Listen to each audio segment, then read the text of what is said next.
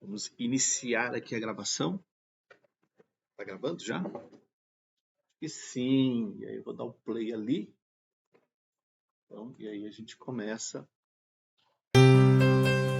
mais uma aula. Raciocínio bíblico, aula 4, certo, Paulinho?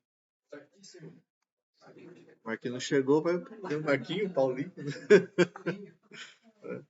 Então a gente vai falar sobre a nossa quarta aula relacionada aí com o casamento e as estações.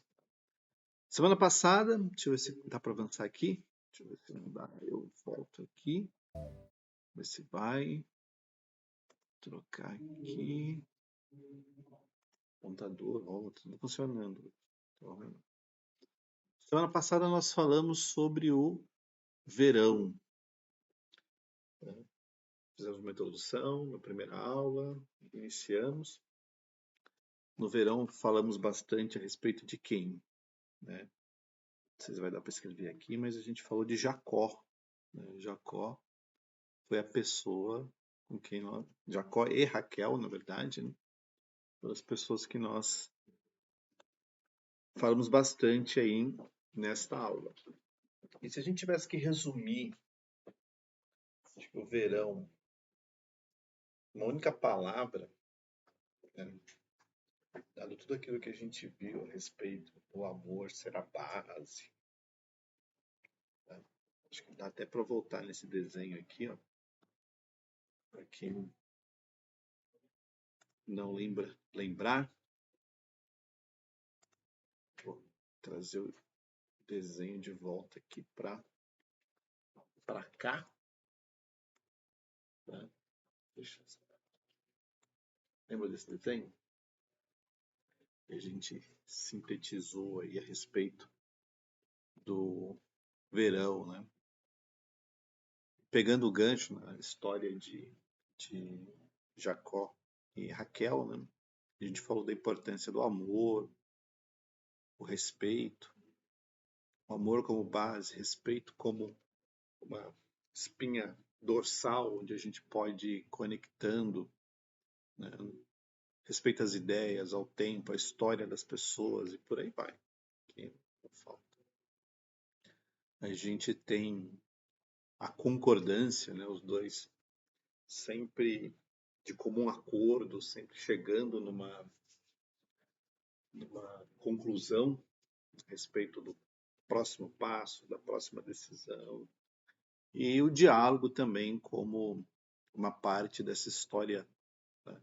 Dessa estrutura toda que nós criamos.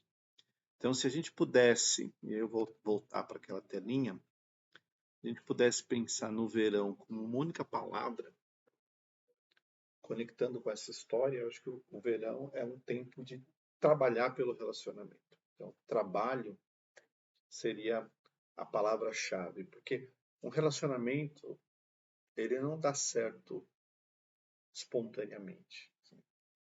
Ninguém fez nada e tudo deu certo. Certo, Paulinho? Não funciona assim, né, Sinara? Tem que trabalhar para fazer dar certo.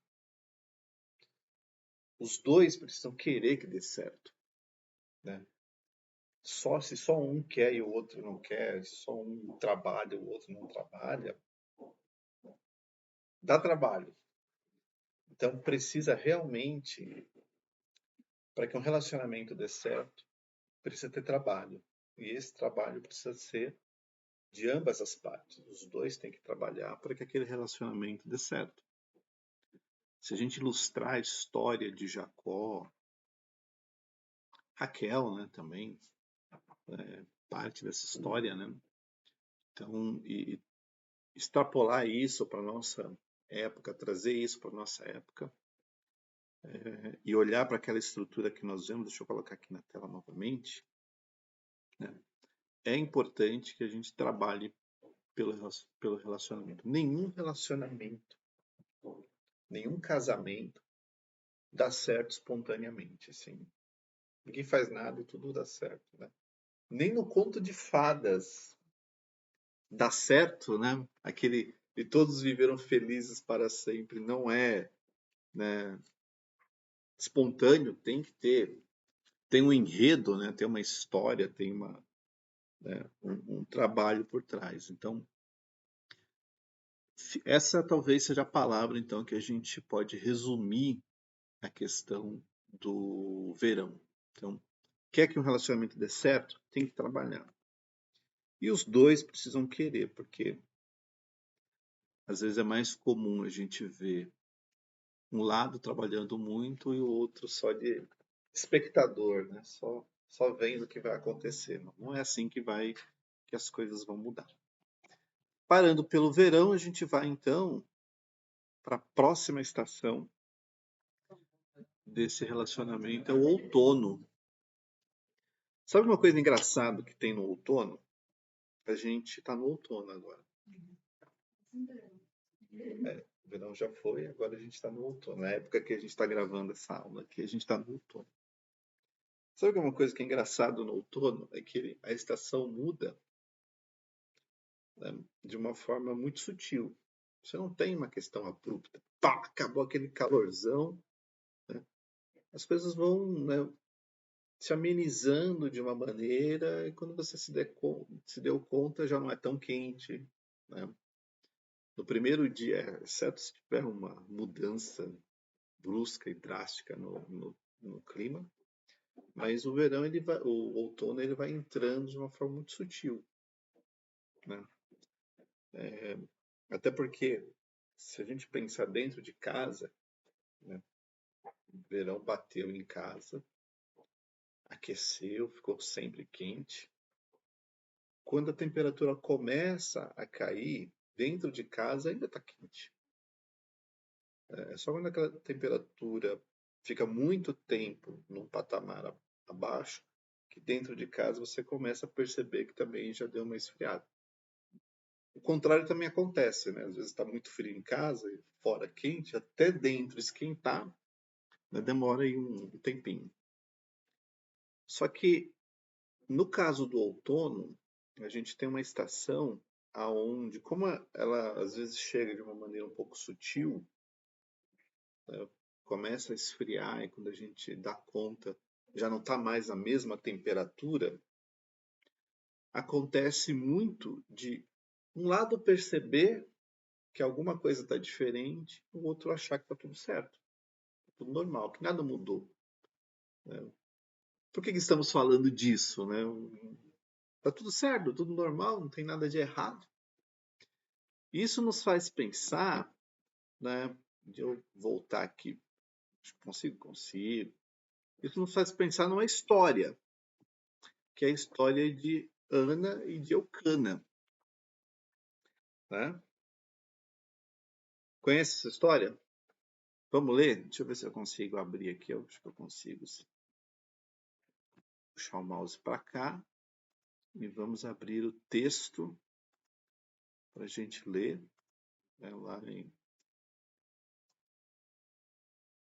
1 Samuel. Opa, aqui apareceu diferente. Samuel, deixa eu só trocar. Marquinhos chegou? Chegou não? Chegou ainda não? Você tá no fundo que é para ficar invisível.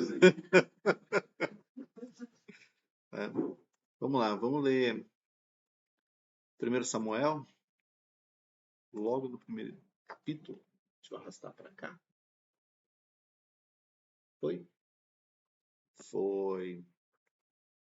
Antes da gente começar a ler, uma história que a gente já ouviu muitas vezes, então a gente já tem uma pré-concepção dessa história, né? A gente já teve a oportunidade de ouvir, mas vamos fazer de conta que a gente está ouvindo pela primeira vez, tá?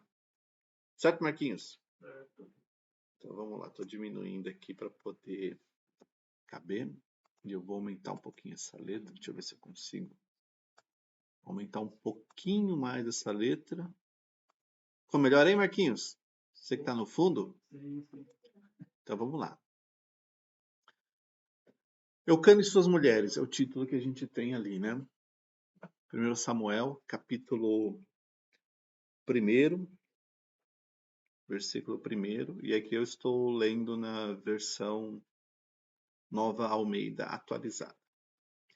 Houve um homem de Ramataim Zofim, da região montanhosa de Efraim, uma das 12 tribos de Israel, cujo nome era Eucana,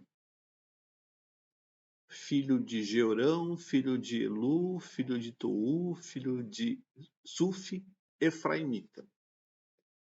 Antes, só explicar uma coisinha, talvez, para quem começa num versículo desse e fica meio vago.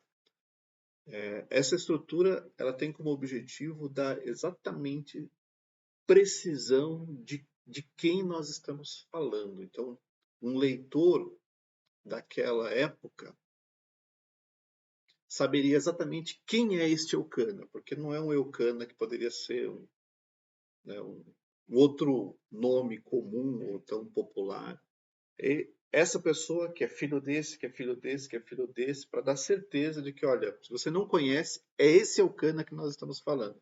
É por isso que eles faziam questão de reforçar a linhagem de quem é desse Eucana, para que o leitor pudesse ter certeza de que estamos falando deste Eucana e não de um outro Eucana que poderia existir em outro lugar, em outra época. Não tinha o RG, né, o CPF, né, Marquinhos? Então tinha que saber de alguma forma, né? E a gente vê que esse Eucana, ele vinha de uma das 12 tribos de Israel, que era a tribo de Efraim. Eucana tinha duas mulheres, uma se chamava Ana e a outra se chamava Penina. E Penina tinha filhos e Ana, porém, não tinha. Na lei de Moisés, e aqui a lei de Moisés já estava mais que implementada, né? Um homem podia ter mais de uma mulher.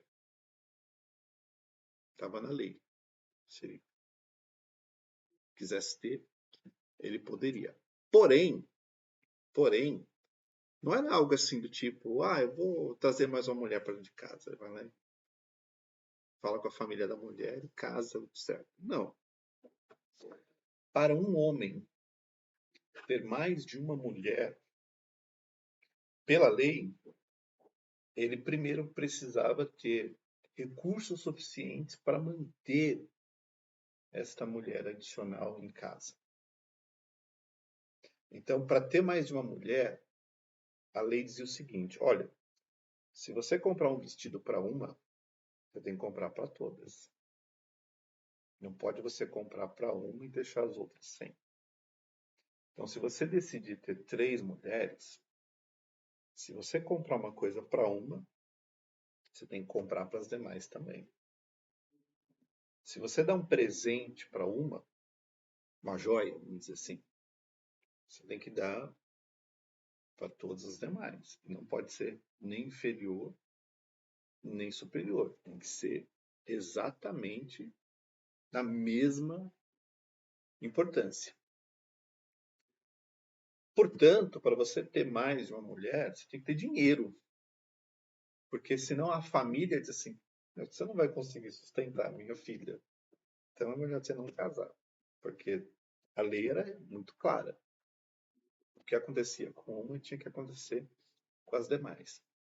A mesma coisa na questão sexual. O relacionamento sexual não podia ser, eu só tenho relações com uma e as. Não. Se você tem com uma, tem que ter com todas. Não podia ser uma situação onde somente uma era a mulher que o homem escolhia para ter relações sexuais, a outra cuidava da casa, a outra cuidava. Não funcionava dessa maneira. Tinha que ter equidade. Caso contrário, aquele homem não era apto para ter mais de uma mulher. E a sociedade via isso com muito cuidado. E era uma vergonha um homem ter mais de uma mulher e não conseguir manter, conforme a lei, aquilo que era parâmetro que a lei determinava. Então, quando a gente vê uma situação assim, de um homem com mais de uma mulher, esse homem tinha que ter dinheiro e esse homem tinha que ter condição de manter essas mulheres, porque era vergonhoso para aquele homem casar e não conseguir manter as suas mulheres. E, consequentemente, os filhos que essas mulheres teriam.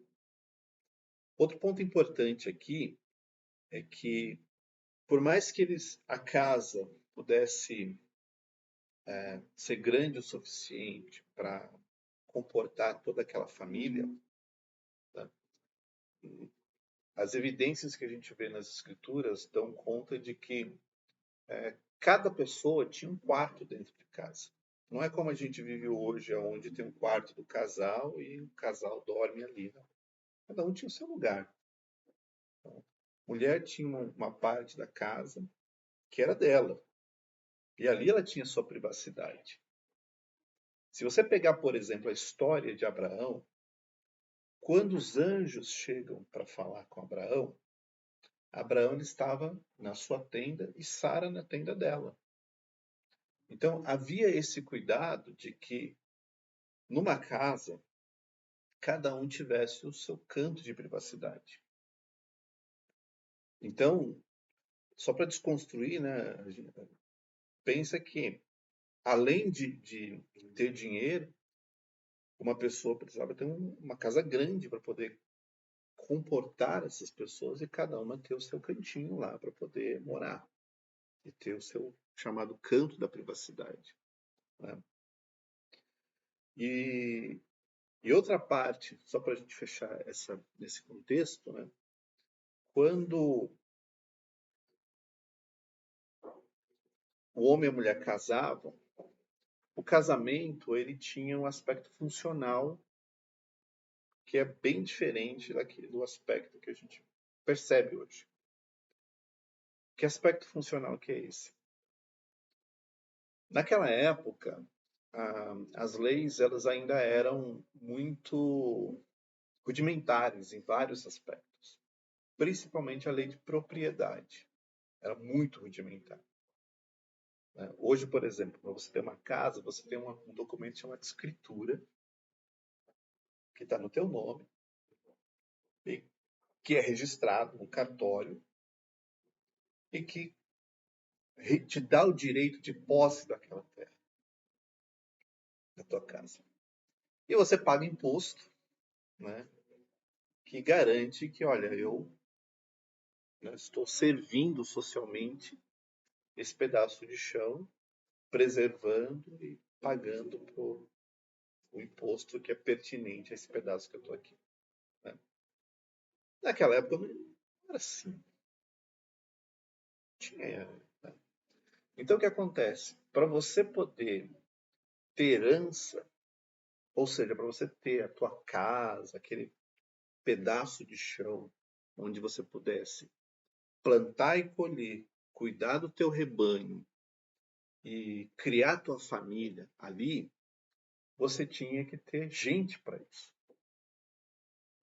E gente significa ter pessoas para manter e defender aquela propriedade.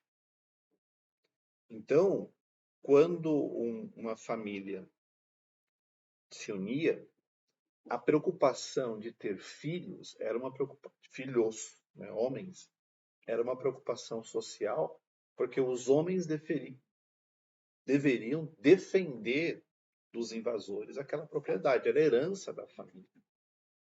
Então, um casal que não tinha filhos era um casal vulnerável num contexto de invasão. Os invasores poderiam simplesmente tomar aquilo lá e acabou.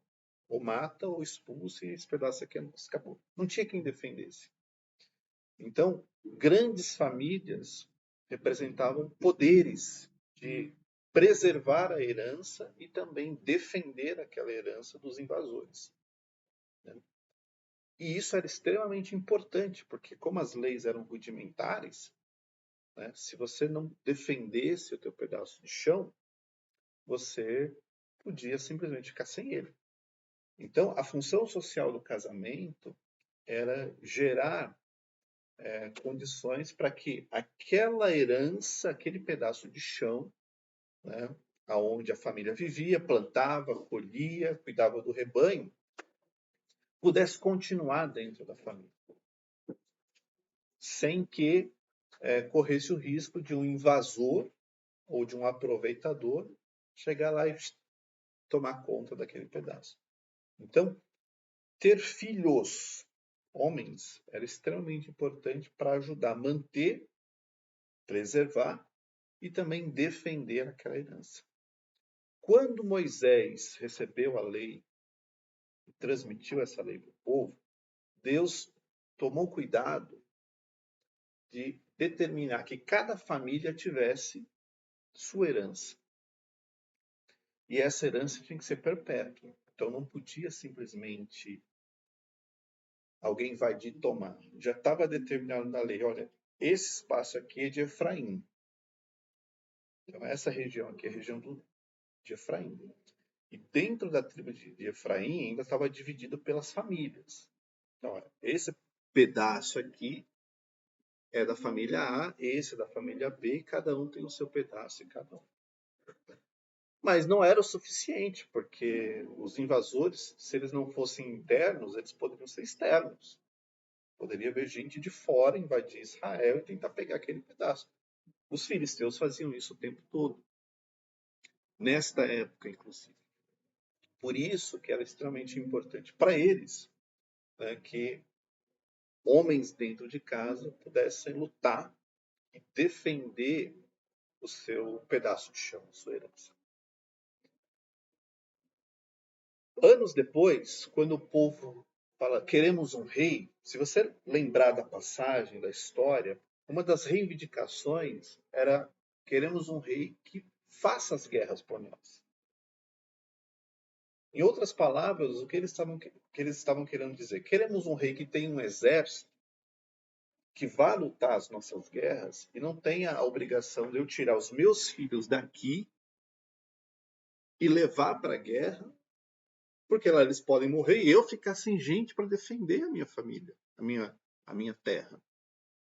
Um rei, ele vai ter soldados e esses soldados vão ser remunerados para poder trabalhar e eles vão estar exclusivos para isso e eu estou aqui em casa com a minha família, com os meus filhos. Por mais que esses soldados sairiam das famílias, mas pelo menos eles eram subsidiados pelo Estado de Israel, pelo governo, pelo rei, pela monarquia. E não precisava ser todo mundo. Que hoje, que na época dos juízos, o que acontecia era isso. Tinha que correr para defender e às vezes largava a herança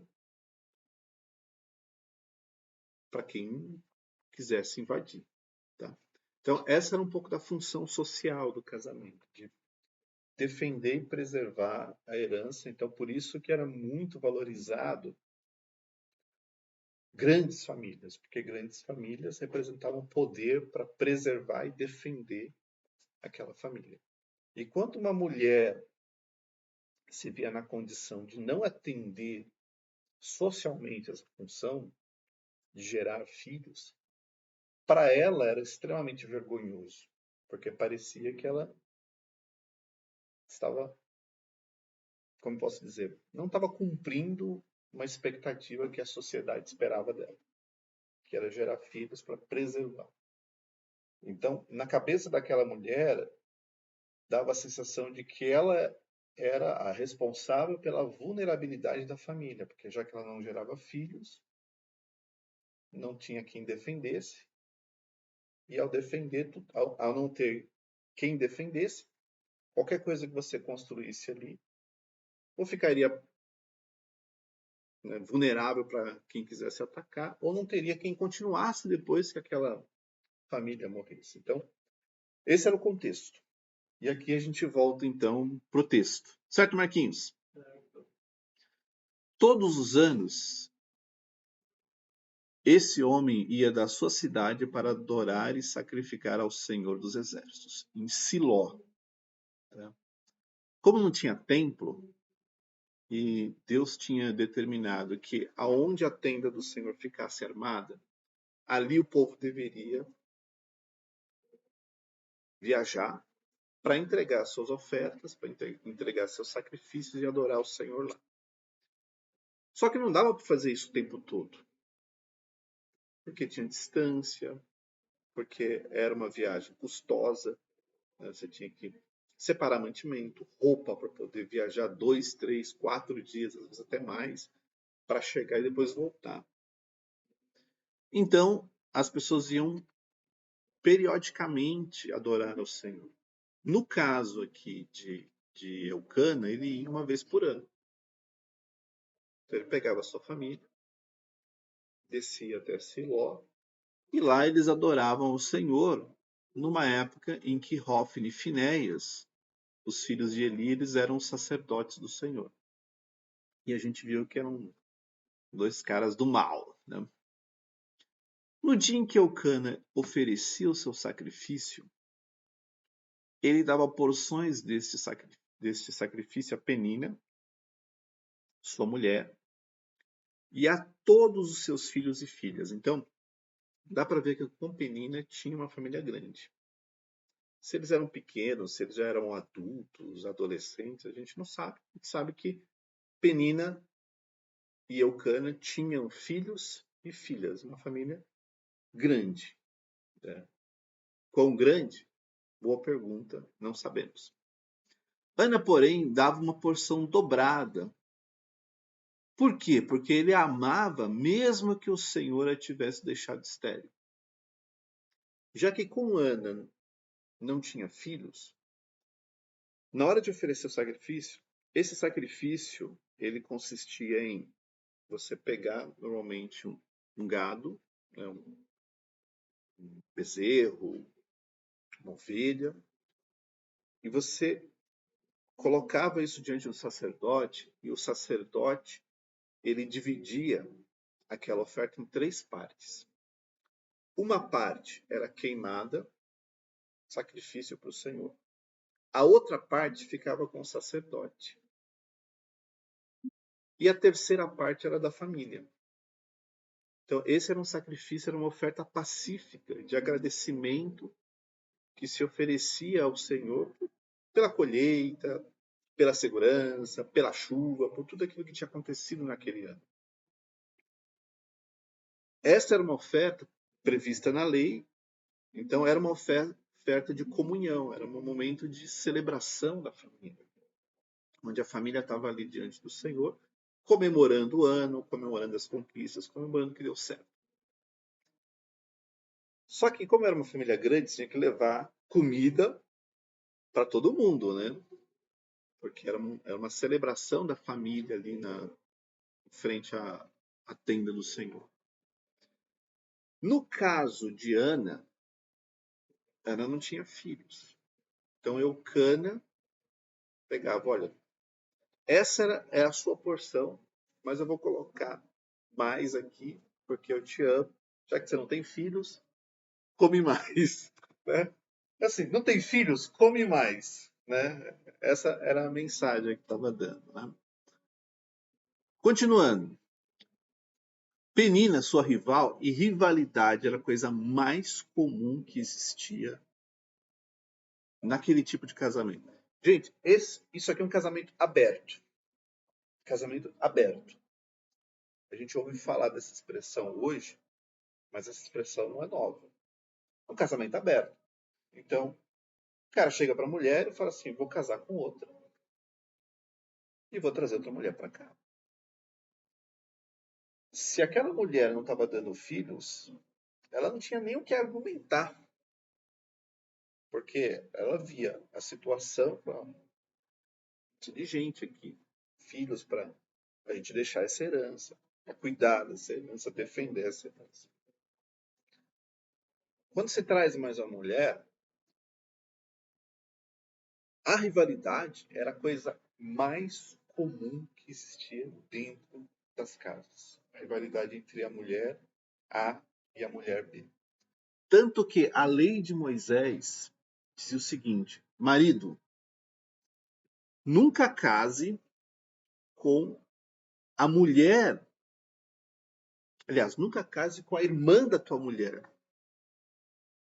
Não pegue 2 irmãs e traga, como aconteceu com Jacó. Jacó casou com 2 irmãs. Nunca case. porque só vai estragar. A lei fala, inclusive, olha, para que as irmãs não se tornem rivais, não case com a irmã, case com uma outra. Porque senão você vai trazer uma rivalidade muito grande para dentro da sua casa. E era a coisa mais comum. Tanto é que, continuando aqui, né, ela procurava excessivamente para irritar, porque o Senhor a tinha deixado sem filhos. Então imagina o clima horrível que Ana precisava se submeter todos os dias, porque ano após ano ela não tinha filhos, e Penina tinha um monte de filhos, e não tinha o que se fazer. Não tinha remédio para aquela situação. Era só Deus mesmo para intervir naquela situação, né? Isso aconteceu ano após ano. Todas as vezes que Ana ia à casa do Senhor, a outra irritava. Por isso Ana se punha a chorar e não comia nada. Então, assim, chegava lá, não tinha o que fazer. Então Eucana, seu marido, lhe disse: Ana, por que você está chorando? E por que não quer comer? E por que está tão triste? Será que eu não sou melhor para você do que 10 filhos? Essa foi a pergunta, ou as perguntas, que Eucana trouxe para ela. E aqui eu conecto exatamente com aquilo que eu falei um pouquinho antes a respeito do outono. Às vezes o outro não percebe que não está bom. E não consegue entender o que está. Por que não está dando certo? Se nós continuamos os mesmos, vivemos do mesmo jeito, estamos aqui nas mesmas condições, por que não está bom? Essa era a pergunta de Eucana para Ana. Por que não está bom? Só porque você não consegue gerar filhos. Todo o resto, esquece, não funciona, não serve, não tem valor. Não. A gente vê aqui que Eucana não era o melhor marido da face da terra. Simples assim. Porque para Eucana, a situação era cômoda. Ele não desprezava a Ana, não destratava a Ana. Ele amava, inclusive, tanto que a gente viu no texto que por ele amar, por ele, né, ter esse sentimento, ele não tratava a Ana como uma mulher rejeitada. Ele tentava, do jeito dele, compensar aquilo que Ana não tinha, que era ser mãe. Estando certo ou errado, mas a gente vê que essa era a tentativa que Eucana dava para tentar amenizar aquela situação. Se a gente pausar aqui essa história e pular lá para Isaac, Isaac viveu uma situação parecida. Rebeca chega e Rebeca não podia ter filhos. Só que o que Isaac fez que Eucana não fez? Isaac orou ao Senhor, pediu para que Deus olhasse para aquela situação, porque aquela era a esposa dele. Né? Tinha toda uma história naquele relacionamento, né? De Abraão, que mandou o servo, que achou, que trouxe, que era a pessoa certa que Deus tinha preparado. E Isaac clamou a Deus para que aquela esterilidade da mulher fosse revertida. Eucana não teve essa preocupação. Porque, de novo, para ele estava tudo certo. Tinha uma mulher dando filho, gerando filhos, e a outra, paciência, vamos tentar compensar de uma outra maneira. Aqui a gente começa a perceber algumas ciladas que o outono pode trazer para dentro do relacionamento. Porque para um estava tudo certo, tudo normal.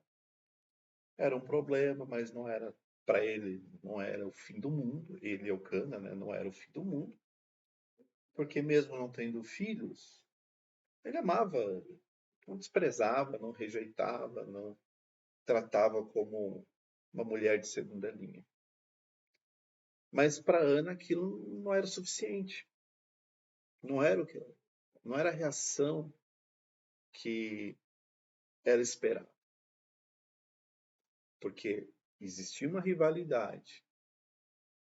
E Eucana deixava aquilo acontecer. Assim, problema das mulheres. Eu tenho outras coisas para resolver. Né?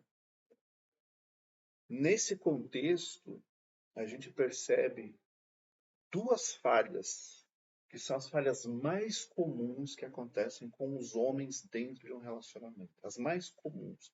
Obviamente que não são somente essas. A primeira falha que existiu aqui, e aí a gente está falando de Eucana, né?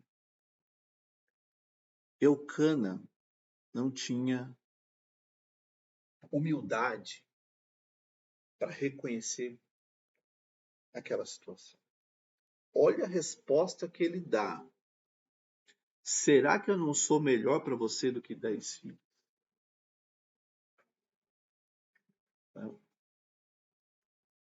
Faltou um pouco de colocar o pé no chão e dizer, peraí, vamos ter um pouco mais de empatia. Vamos tentar olhar esse problema pelos olhos da Ana, que é quem está chorando, que é quem está sofrendo. Então, para ele, aquele problema era banal. Que a resposta dele é porque você não tem filho, mas eu sou melhor do que 10 filhos para você. Né? Então, faltou talvez colocar aqui um pouquinho das sandálias da humildade e entender, não, eu não sou melhor do que 10 filhos para Ana, porque se eu fosse, ela não estaria sofrendo, ela não estaria chorando, não estaria passando por essa situação. Então, eu não sou a solução para ela. Posso achar que sou, mas não sou, porque senão não teria ano após ano ela vivendo debaixo dessa situação. Então, isso é um aspecto extremamente importante. Né? Os homens, eles precisam aprender os conceitos mais importantes da humildade. Saber que, olha, eu não sou mais, não sou melhor do que esses 10 filhos que você quer. Eu não sou a solução completa, definitiva, que vai resolver todos os seus problemas, porque se fosse assim, não estaria aí nesse problema. E o segundo aspecto importante que faltou para Eucana e que falta para muitos homens também quando entram numa situação como essa é o autocontrole, o domínio próprio, fruto do Espírito Santo, domínio próprio. Você tem que se controlar, porque senão você só piora a coisa. Né? Aqui Eucana só piorou. Né?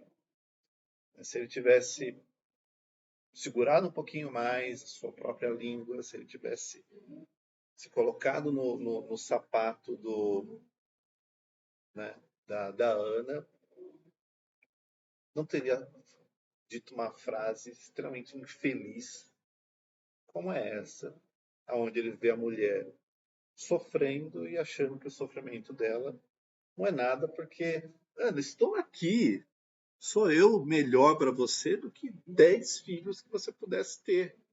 Né? Continuamos na próxima semana, tá bom? Né? Não fiquem bravos com Eucana. Eucana era um homem da sua época, né? Então, infelizmente, era o que tinha para aquela época. Continuamos na próxima semana. Deus abençoe vocês.